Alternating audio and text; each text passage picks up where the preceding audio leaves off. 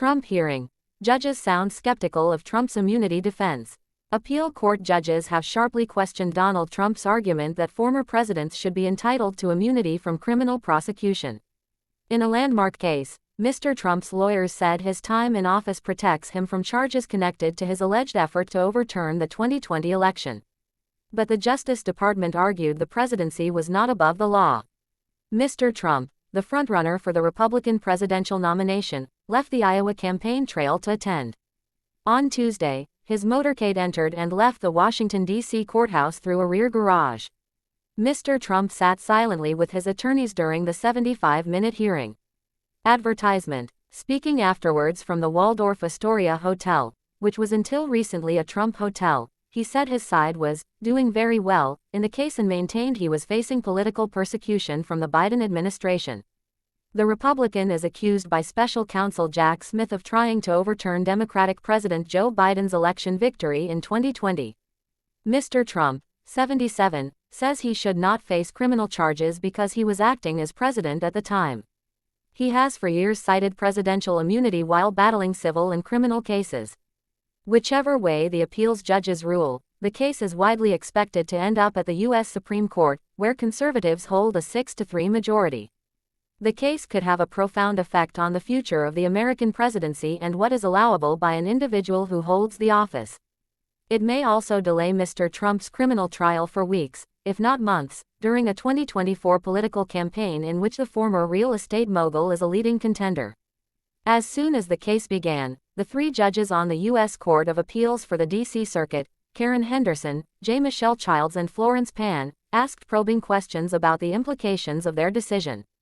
Judge Pan, a Biden appointee, sounded particularly skeptical. She asked Mr. Trump's attorney, Dean John Sauer, whether he would contend that a president could sell presidential pardons and state secrets, or order Navy SEALs, the elite U.S. Special Forces, to assassinate a political rival, without being concerned about criminal prosecution.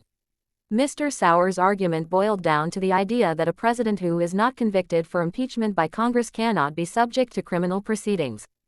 Mr. Trump, he noted, was impeached by the House of Representatives, but never convicted by the Senate. However, James Pierce, the government's attorney, said such a precedent could easily be short-circuited and undermine Congress and any potential criminal proceedings. All a sitting president would have to do is resign before the legislature is able to begin impeachment proceedings to avoid prosecution, he said. What kind of world are we living in if a president orders his SEAL team to assassinate a political rival and resigns, for example, before an impeachment, not a criminal act, he said. A president sells a pardon, resigns or is not impeached. Not a crime, Mr. Pierce added. I think that is an extraordinarily frightening future. How big are Donald Trump's legal problems? Supreme Court will not fast-track Trump immunity case.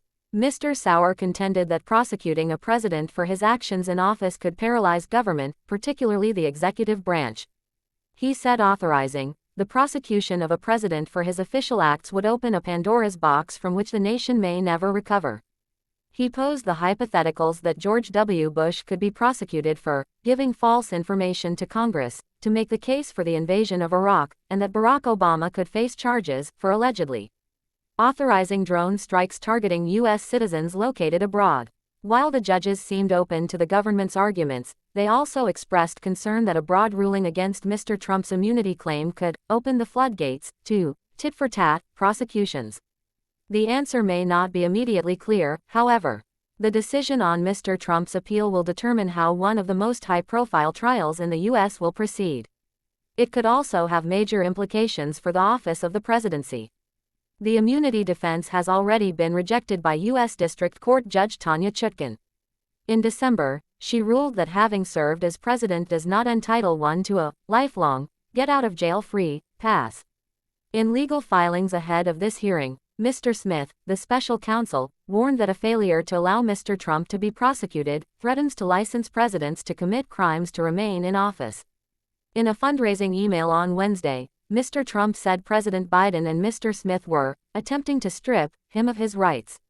A poll by CBS News suggests most Americans believe Mr. Trump should not be protected from prosecution for actions he took while president. The criminal trial in this election fraud case is scheduled for the 4th of March, but is on hold pending a ruling on the immunity claim. The trio of judges on the D.C. Appeals Court comprised 2 appointed by Democratic presidents and 1 by a Republican. Legal observers saw long odds for Mr. Trump in this appeal. I think it's fairly certain that the 3-judge panel is probably going to rule against him on this particular issue, said Hans von Spakovsky, legal analyst for the Heritage Foundation, a conservative think tank. He expected Mr. Trump to appeal to the highest court in the land in the event of a loss. With additional reporting.